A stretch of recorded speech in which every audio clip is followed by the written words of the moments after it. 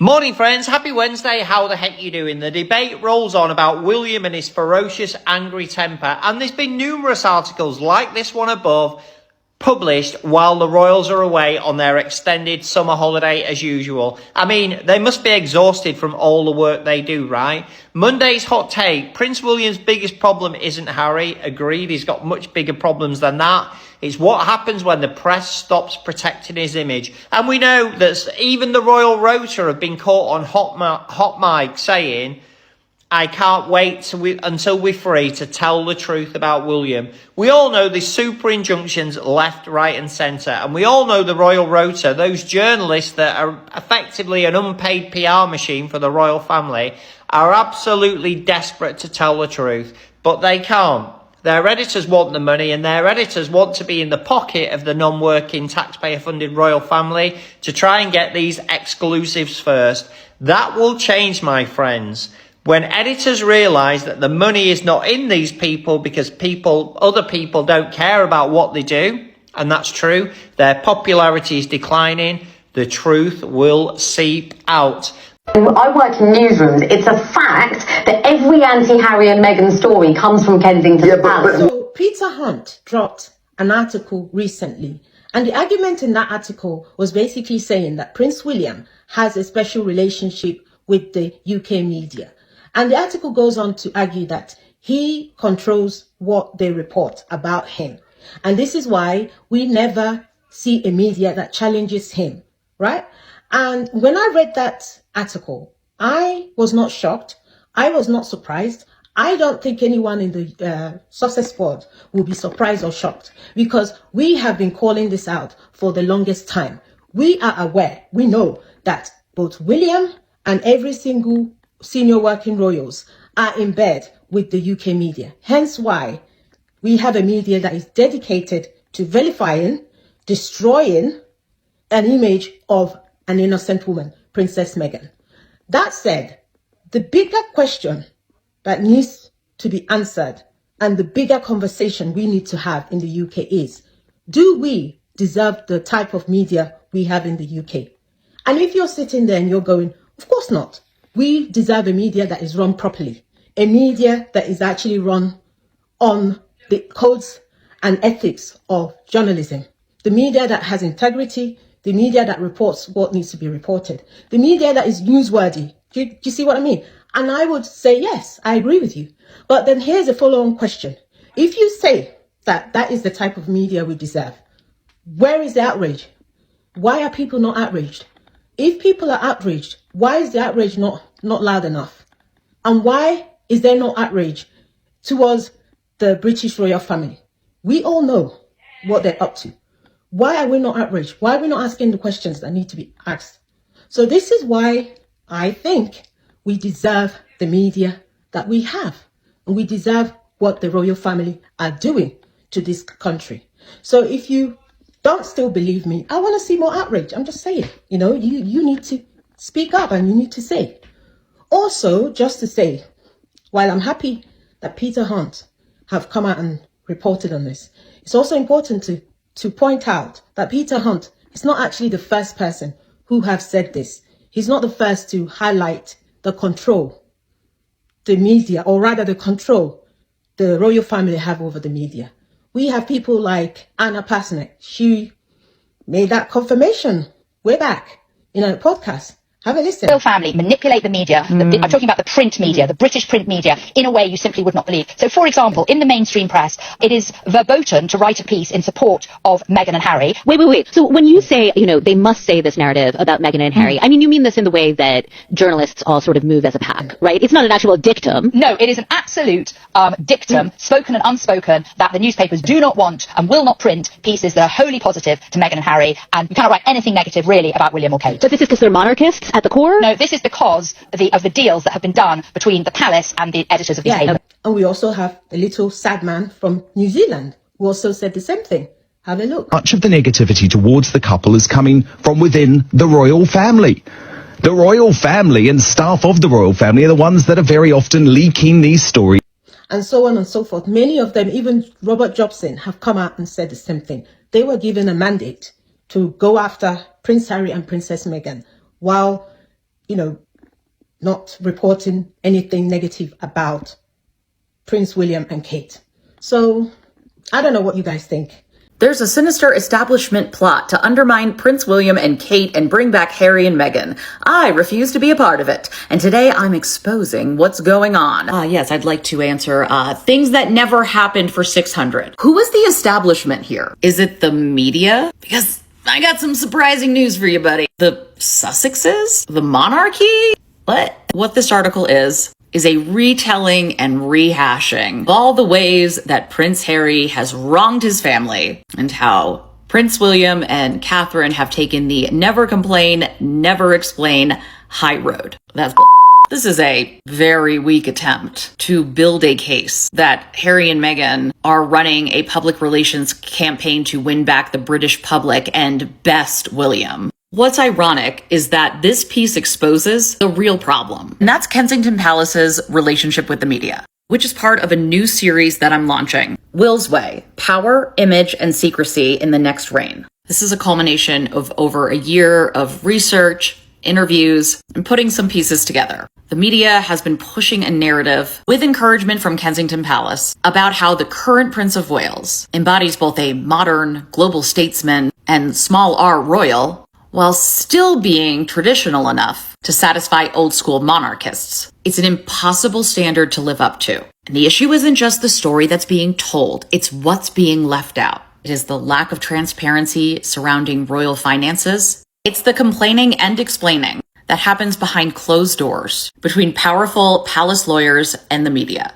It's the family members who have become scapegoats to protect the Waleses. Now more than ever, this is a very important conversation to have. Some people may say, it's just the royal family. They don't have any power. I would disagree. But also, we are watching a real-time capitulation and collusion from traditional media organizations to people in power, from presidents to kings, or kings in waiting. There's never been a more important time to launch the series and have a serious conversation about what a modern monarchy truly looks like and the troubling signs that the media is failing to report on Kensington Palace truthfully. And it's going to take independent journalism to do so, which is why I'm launching this series, but I'm launching it on Substack. Any app that solely depends on algorithm to push content is subject to the people who own the platform. And I don't have a ton of faith if, say, Murdoch has a piece of the pie, that this kind of series would travel far. I'm really excited for the series and everything I have uncovered and am still uncovering. I hope you'll join me for the conversation. Squaddies, let's bring this down to regular work in life for a second, because this is where the whole thing starts looking ridiculous. Look at any normal 9 to 5.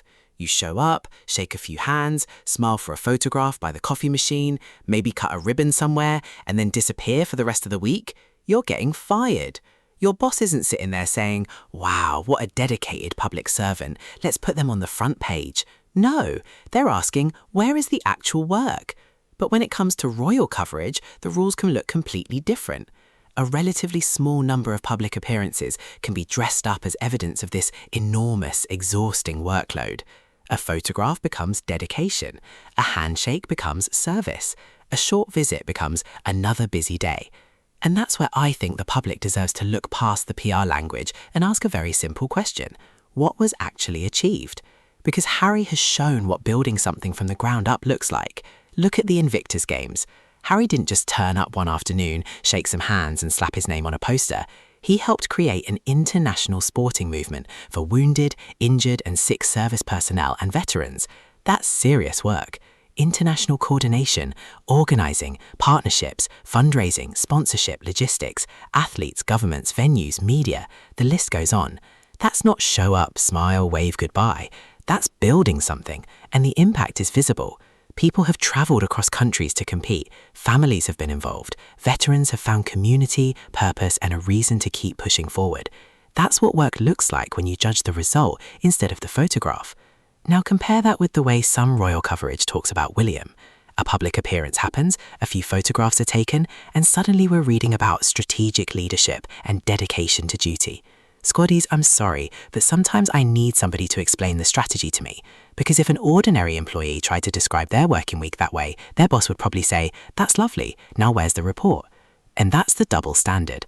Harry can spend years building something substantial, and the coverage can still be framed around whether he's seeking attention. But another royal can perform a routine engagement and receive glowing coverage about duty, commitment, and service. Make it make sense. If we're going to judge Harry's work, fine, judge it. If we're going to judge William's work, fine, judge that too. But use the same ruler. That's all people are asking for. Because regular people don't get credit for looking busy. You don't get to tell your boss, I worked 80 hours this week because I wore a hard hat for 3 photographs. Your employer wants results. What did you produce? What did you accomplish? What difference did you make? That's the standard journalism should be applying to everybody, not who got the prettiest headline, not who received the most flattering royal photograph, not who the editor happens to like. Show us the work, show us the results. And if Harry is actually putting in the work and creating something with real international impact, then say that. Don't turn his success into a character assassination simply because you don't like the man. And if William does something genuinely impressive, praise him too. Nobody is asking journalists to attack William. We're asking them to stop handing out gold stars before they've even checked the homework. Because when you strip away the royal PR language and judge the output like a normal employer would, the conversation suddenly gets very interesting. And maybe that's exactly why we need better journalism. Less cheerleading, more scrutiny. Less image management, more facts. Because in the real world, the work should speak louder than the photograph. Squaddies, think about that one co-worker who somehow does almost nothing all day but never gets caught because everybody is too busy complaining about the loud guy across the office. That's the easiest way to understand this. For years, Harry and Meghan became the distraction. Whenever there was something uncomfortable happening around the royal establishment, suddenly the headlines were somewhere else. Harry's outfit, Meghan's facial expression, what they supposedly said, where they were seen, what they were allegedly thinking, anything but the bigger questions. And that's where the media double standard becomes so frustrating. Because imagine your workplace doing this. Your manager has barely anything on their calendar, but instead of asking them about their workload, the company starts gossiping about you because you wore the wrong shoes to work. Suddenly everybody's discussing your shoes while nobody is asking, hang on, what did the manager actually do this week? That's the distraction. And Harry became incredibly useful to that kind of coverage because he was guaranteed to generate headlines. If the press could turn Harry and Meghan into the day's big controversy, everyone was talking about them instead of looking elsewhere. Harry became the lightning rod. And that arrangement worked beautifully for the people benefiting from it. Harry got the criticism, the tabloids got their clicks, and the royal institution got a convenient distraction. But then Harry did something that completely changed the equation. He left.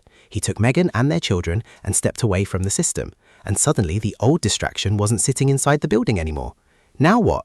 You can't blame Harry for every awkward story when Harry is thousands of miles away.